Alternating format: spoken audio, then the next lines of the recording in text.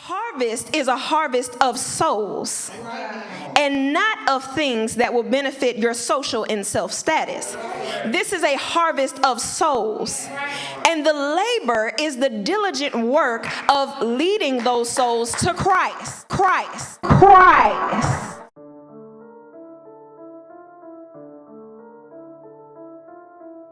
This message is not just to the womb within the female anatomy, rather it's speaking to the womb of every person with a purpose. Now, Lemuel's mother had to correct her son on the purity of his lifestyle and what he was allowing into that ear gate and that eye gate, because what he was allowing in had the potential to hinder or help his purpose. And she was determined to obtain the harvest. Is anybody determined that you will obtain the harvest that God has created you to obtain?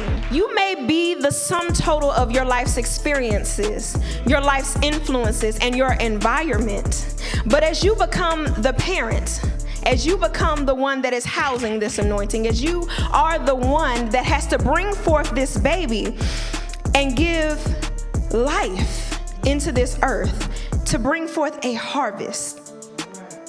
Remember that you can offer your offspring a more positive influence than you had.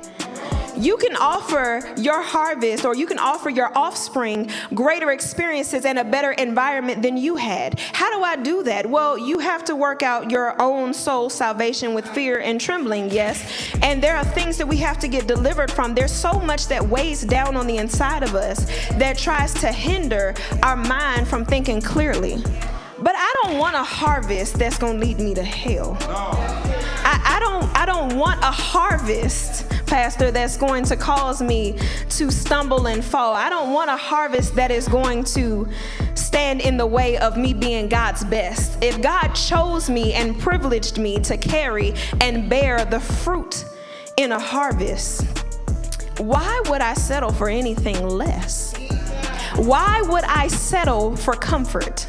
Why would I settle for the status quo? Straight is the path and narrow is the road. There's not a whole lot of people around. So if you find that you are surrounded by people, you might want to check your influences, your experiences, and your environment. Come on, mature mentality, where are you on today? Oh, you ought to check what's around you. You ought to check what's happening, because if you are settling for an immature mentality, if you are settling for safe, if you're settling for just the status quo, then you'll find that you will not obtain everything that God has created you to obtain.